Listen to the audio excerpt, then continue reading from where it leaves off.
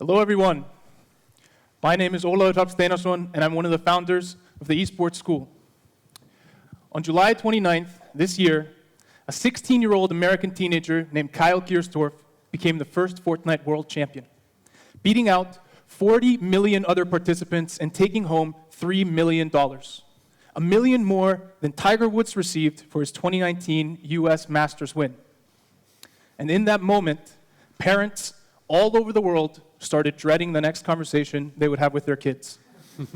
Mom, Dad, I want to become the next Fortnite world champion.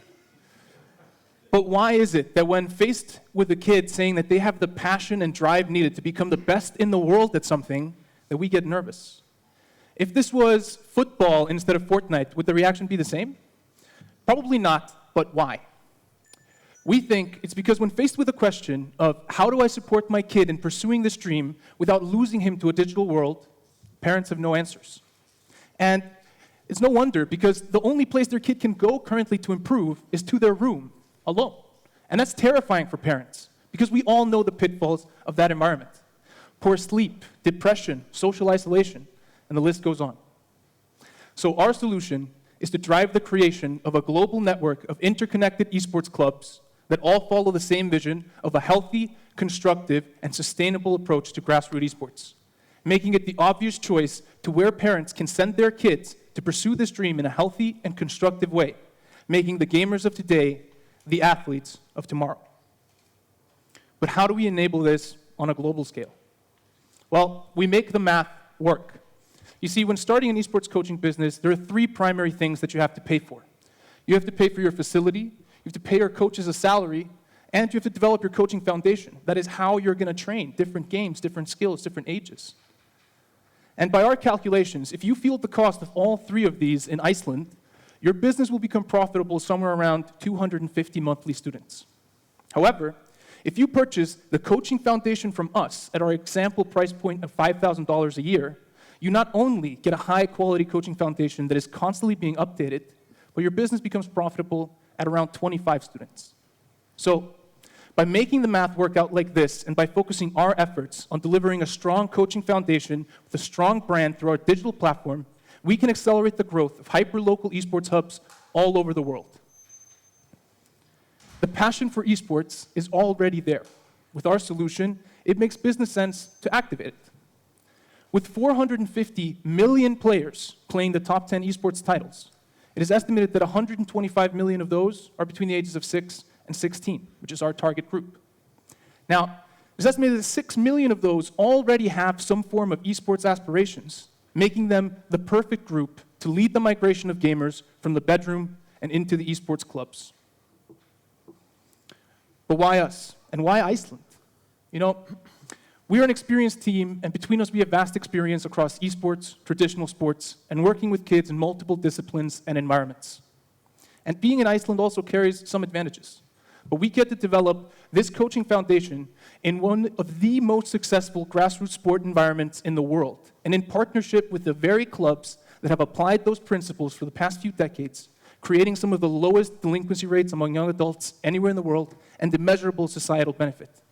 And all three of us burn with passion about how esports can be used to build a better society in the next 100 years, as traditional sport has been used in the previous 100.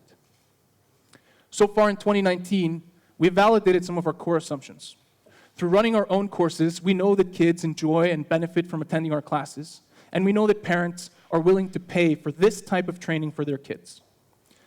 Through signing our first B2B customer, we also know that businesses are eager to get going and are willing to purchase our services. So, for the remainder of the year, we want to focus on continuing to develop our coaching foundation with an expert panel of advisors and building a brand that's not quite this Icelandic and will allow us to scale outside of the country.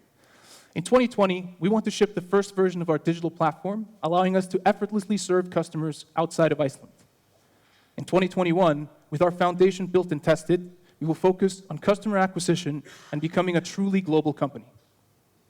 We are looking for $1 million in seed investment from passionate investors that want to lead the charge in developing the next generation of kids through technology and gaming. If that's you or you want to learn more, come find us at our booth after the pitches. Thank you.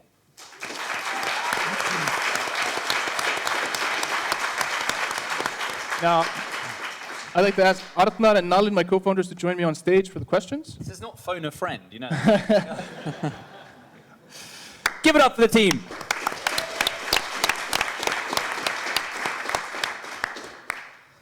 Very cool. I have no doubt that there's a huge market for esports and gaming. And you mentioned that the parents will be gladly paying for it.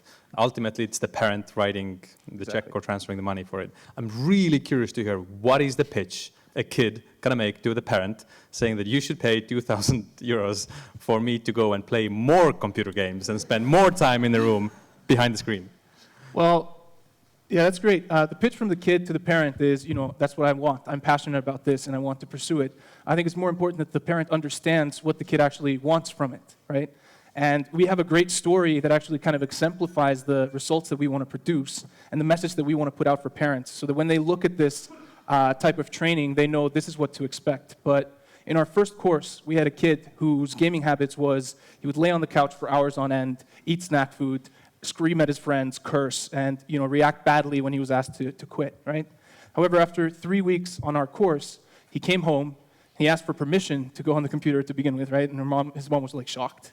And then he went to the computer, turned on the TV, and then started doing some jumping jacks, right? Started warming up, doing some stretches, sat down with proper posture, got his friends online, made a strategy, led the team in game to execute that strategy, and then held a retrospective after the game to kind of review what went good. He's 12, by the way.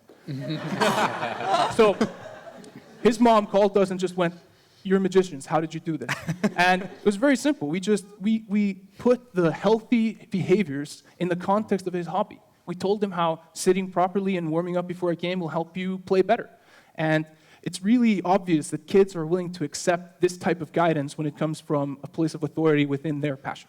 If you can get that message out, then yeah, that's incredible. Good job. Just to sort of touch up on what he said, we've also had many other parent testimonials which we're looking to use in our marketing strategy. That's what we look to exemplify when going out there into foreign markets, is parent testimonials from pre-existing markets that we've already established ground in.